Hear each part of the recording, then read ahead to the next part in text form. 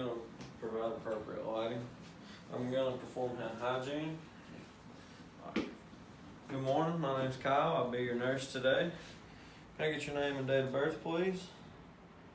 Alright, Mr. Jones.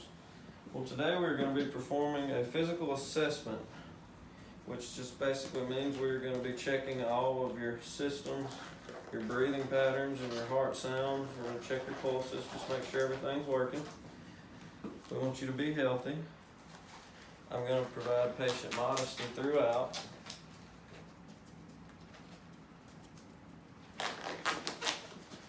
Alright, I'm going to start by assessing my patient's skin, as his color seems pink and normal. I'm going to the touch. It is warm, as it should be, and dry. His turgor seems good, as you'll check for an older patient, and for a younger patient, you would check on the back of the hand, which I can't turn his arm, but alright, I'm going to go ahead and check for signs of any edema. And the patient seems to have none on the arms. You're going to check the legs. Patient seems to be good. You would do this for both sides, but for time's sake, I'm only going to demonstrate one. And next, I'm going to move on, and we're going to check his respiratory sounds.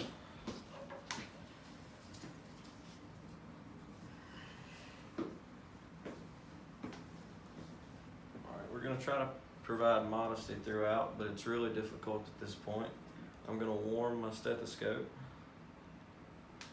I'm going to avoid my thumb as to where I have a pulse and it could interfere with my hearing. And I'm going to start. And he's going to take one deep breath. He's going to take another deep breath, another deep breath, another deep breath, another deep breath, another deep breath. I'm going to cover them up the best we can to provide modesty, and we're going to have to raise the patient.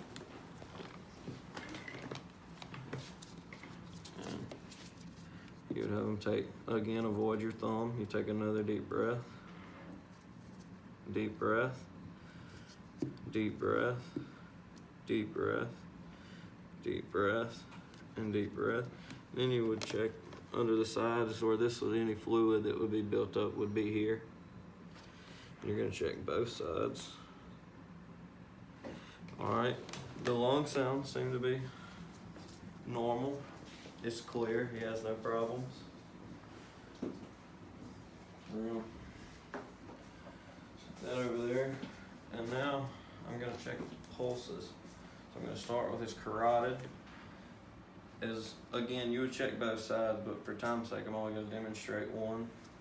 Check his carotid. We're going to keep patient modesty. We're going to check the brachial. We're going to check radial. Then we're going to cover him up the best we can, keep him warm, and then we're going to check the popliteal, the posterior tibial, and the dorsal pedis. And again, on all of those, you would perform it on both sides, but just to save us a little bit of time today, I'm only going to demonstrate for one. My patient still seems to have no signs of pain or anything. So we're going to continue with our assessment. So I'm now going to move on and check his heart sounds. I'm going to, again, try to provide patient modesty. And I'm going to go 2 intercostal spaces down. And we are going to listen to the aortic. And you're going to, again, you'll avoid your thumb as you have a pulse and it'll interfere. And you're going to come straight across 2 intercostal spaces down and check the pulmonary. Then you're going to move another intercostal space, which would be your urge. And then you're going to move the 4th intercostal space down to be your tricuspid. And then the 5th intercostal space, which would be your mitral. I'm going to provide modesty here. We don't want our patient to be uncovered. And now I'm going to check. I'm going to go back and we're going to check his capillary refill. As you would squeeze. And you would want to document and record how many seconds it takes. Most of the time you aim for less than 3 seconds. Seems to be good. And once again, you would do it on all 4 extremities, but I'm just going to save us a little bit of time here and just do the 2 for demonstration. And now I'm going to move on. We're going to assess the bowel. We're going to uncover as little as possible to keep modesty. And we're just going to inspect it as we start. We just want to look and make sure there's no swelling or bumps or anything showing that could be a sign of hemorrhaging. And we're going to get our stethoscope. And we're going to assess the bowel sounds. And you want to listen until you hear something. If you don't hear anything, then you need to listen for at least 5 minutes. I'm going to move across. As you never want to crisscross, you want to move it in a pattern. I'm going to go down. We're going to come back across. Everything seems to sound pretty normal. It's normoactive for sure. Patient seems to be fairly healthy so far. Now we're just going to palpate, just to feel for any signs. It's all good, and you would want to, of course, document all your findings. And now we're going to perform some range of motion.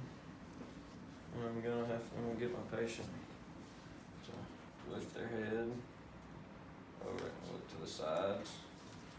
And I'm going to, as providing as much modesty as possible, I'm going to get my patient to raise his arm. And I'm going to grab his hand and let him try and pull it. I'm going to let him push. You would do that for both arms.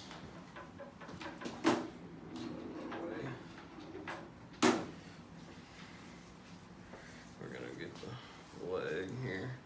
We're going to ask them to push like they're pushing a gas pedal. And then we're going to ask them to pull. And I'm going to let him bend it in, and I'm going to let him push it out. We're just going to document our findings, that everything seems to check out. And again, you would do both sides, but for time's sake, I'm only going to demonstrate the one.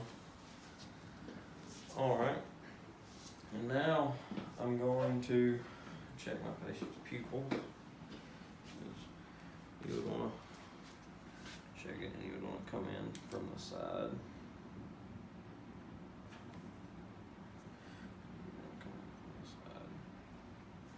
All right. Everything seems to be checking out so far. My patient seems as if he's here. I've oriented him to person, place, and time. My patient used the bathroom before this procedure, and I assessed his gait, which seemed to be normal. He needed no assistive devices.